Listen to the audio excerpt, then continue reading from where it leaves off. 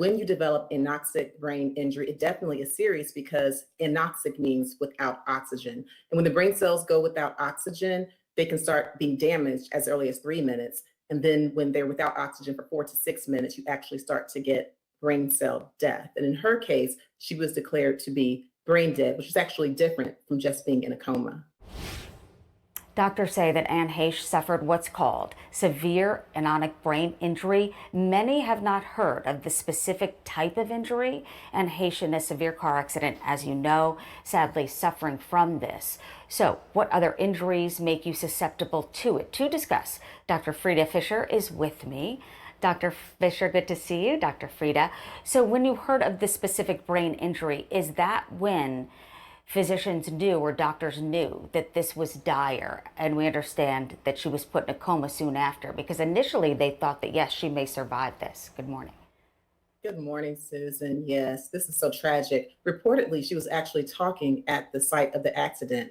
But when you develop anoxic brain injury, it definitely is serious because anoxic means without oxygen. And when the brain cells go without oxygen, they can start being damaged as early as 3 minutes. And then when they're without oxygen for 4 to 6 minutes, you actually start to get brain cell death. And in her case, she was declared to be brain dead, which is actually different from just being in a coma.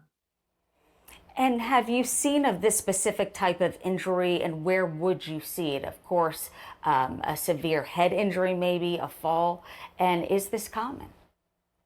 It actually is common, unfortunately. And yes, you can see it with traumatic brain injury. You can also see anoxic brain injury with a severe asthma attack or a drug overdose, with cardiac arrest, with respiratory arrest, with a stroke. So there are many ways to get anoxic brain injury.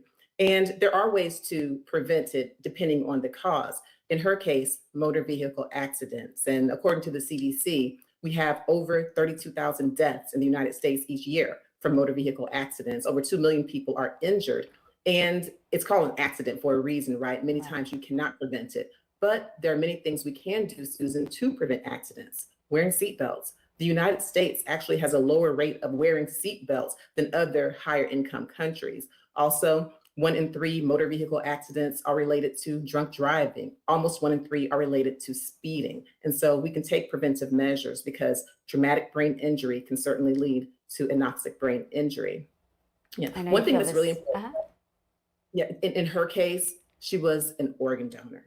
She was an organ donor. And so it's important, even when you're young and healthy, to have those discussions. So through her life and tragic death, she can save up to 55 lives because she's an organ donor.